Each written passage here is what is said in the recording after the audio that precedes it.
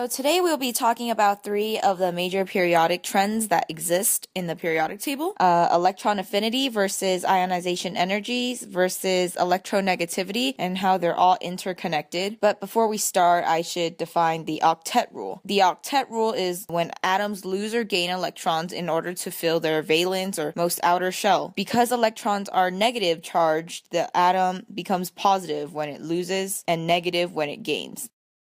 Electron affinity is the energy change that occurs when an electron is acquired by a neutral atom. It's basically how likely an atom is to gain another electron. It's important to know that noble gases sustain a full valence electron. This is a state where all the atoms want to be. Either they have to gain or lose electrons, they all want to obtain a full outer shell. Metals lose electrons to nonmetals, where nonmetals are gaining electrons. Because the left side of the periodic table is trying to reach the stable points, they are more willingly and easier to lose electrons rather than gain electrons. On the other side of the periodic table, they are more likely to gain electrons to reach their full outer shell. Therefore, going across the periodic or rows of the table, the electron affinity is increasing. Going up the groups or columns, electron affinity is increasing. Positive ions get smaller in size because they lose electrons to a lower yet full energy level.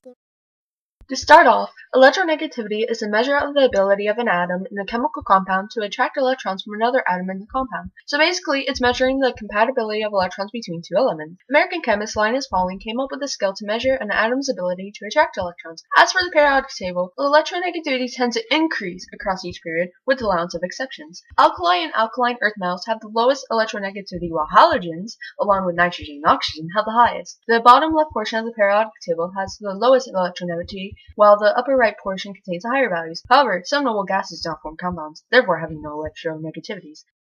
Ionization is the energy required to remove electrons from an atom. This process is expressed by the formula of an atom plus an element, which results to an ion with a positive charge. Group 1 metals have the lowest ionization energies because they get rid of their electrons the most, while Group 18, the noble gases, are greedy electron holders who do not like to share their electrons and end up having the highest ionization energy, resulting to ionization energies increasing across the table from low to high. The period trends show that all the elements want to get more electrons, but once they reach a certain level, they drop back down to having very little electrons. As the ionization energy increases, the atomic radii start to decrease across the table. Ionization energies in the D and F block generally increase across the periods. An exception is the first ionization energies of the D block, generally increasing down each group. The similarities between electronegativity and electron affinity occurs within their trends. As electron affinity increases going across the periods, electronegativity also increases. As we're going up the groups, they are both increasing. Either losing or gaining electrons, their attraction in the compound increases to keep all of their electrons within their own property. And guess what? The ionization energy has the same trend. The more electrons we have in our outer shell, which is just moving left to right on the periodic table, the more energy is needed. At atomic size is a reverse trend of these properties. Differences between the electronegativity, ionization energy, and electron affinity differ mainly in the transfer of electrons. Their definitions, obviously, would differ. Electron affinity is an energy change that occurs when an electron is gained by a neutral atom. Electronegativity attracts electrons from one compound to another. And ionization energy is energy required to remove an electron from an element, which is somewhat similar to electronegativity, thus proving why their values show some of the same trends.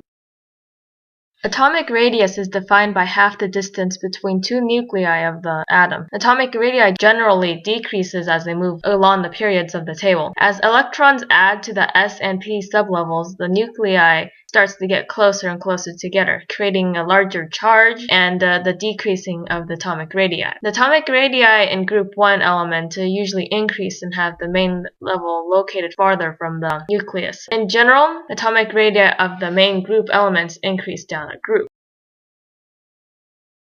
So to sum everything up, electron affinity and ionization energy are basically opposites. Electron affinity is the energy when an electron is added, while ionization energy is the energy change to remove an atom, and electronegativity is the strength of an atom to take an electron from another atom. Ionization energy increases left and right and decreases down a group. Electron affinity becomes negative left to right, just like ionization energy, confirming the octet rule, and changes little down a group. And lastly, electronegativity increases across the period and decreases